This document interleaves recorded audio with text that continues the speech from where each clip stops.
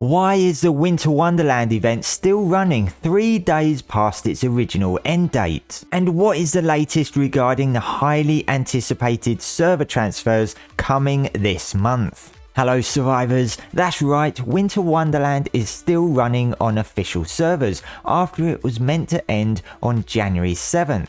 And many people had hoped that at the end of the event, which would likely see an update come to the servers, would be a prime opportunity to introduce server transfers, which are said to be coming in January. In the last few days, most of the repeated questions on the ARK Discord have been: when is the event ending? When are transfers coming? When is Windows returning to the PvP network? When are bosses being fixed? And when's the console save button returning? So let's update you on some of those questions with the latest details on what exactly is going on. As always survivors, don't forget to subscribe to keep up with all the latest ARK news. Let's try and hit 30k this month, we can do it. Now, it doesn't look like the plan was to bring server transfers at the end of the Winter Wonderland event. The event was originally scheduled to end on January 7th according to the original community crunch, but I believe it was extended to a day later to January 8th due to the rollbacks that occurred during the event. However, here we are on January 10th with the event still running on official servers, and it wasn't until last night that Wildcard finally spoke to us and told us what is going on. Dolly mentioned that they are having some hiccups with the new mod-based event system, so enjoy the extra time while you can. Now, it's not clear what the actual issue is, but considering they had no issues ending the Turkey trial event, I can only assume this is related to the content of the mod not being in the core files. It was mentioned in the mod description that people will lose some event content if you end it early. Now, this was formatted better earlier, it was on a separate paragraph so you could easily see it at the bottom, but since last night it's all become squashed into a wall of text, so it's not as easy to spot. But it says important information. Some of the new event content skins available as rewards in this mod are not part of the core game files yet. Meaning, if you deactivate the mod on your unofficial server or single player before Wildcard have added those files, then you'll lose any of that content. So this will likely be things like the Krampus skin, the new stuff that wasn't in ASE. So I suspect this is the issue Wildcard are experiencing, hence why they haven't disabled it yet so that people on official servers don't lose all their rewards. If you have lost them on your unofficial server or single player because you ended the event yourself already, then this is why you may be missing some content. And this is why they haven't given us a date of when the event is going to end, because they still need to resolve whatever issues are going on behind the scenes. Now, as I mentioned, it doesn't look like the event is extended because of server transfers. Some people are hoping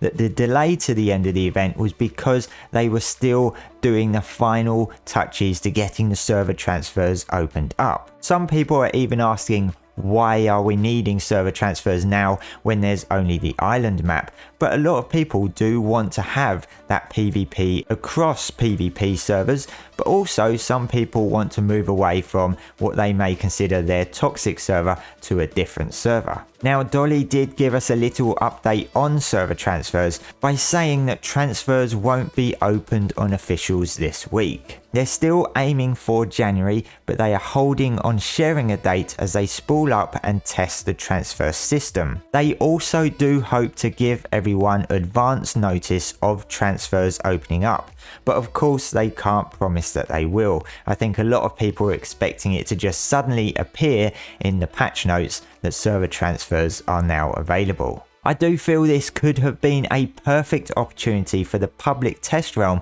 to have players jump on those servers and transfer between multiple servers.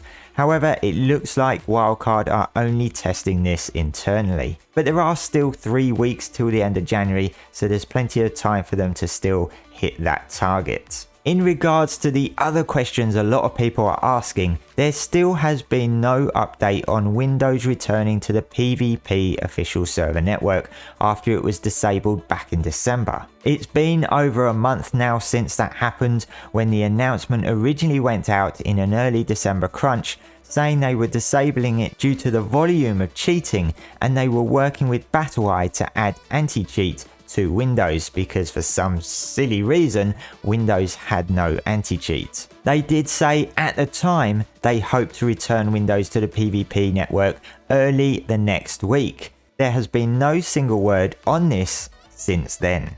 As for bosses experiencing issues such as invisible dragons, missing rewards and a few other glitches, these are actively being looked at by the team, but it's difficult to tell how high that is on their priority list. And similar to the Windows issue, there has been no word on the console save button returning since it was removed due to some issues that it was experiencing. So right now there is no expectation for when that will return, and players are advised to use the save world command in the meantime to force their world to save, which reportedly doesn't always work itself either, and apparently in single player, logging out of the game doesn't always save either as well. But there is a mod called auto saving crossplay that is supposed to save the game automatically in single player and dedicated servers. Although I do believe the mod may be experiencing some issues itself,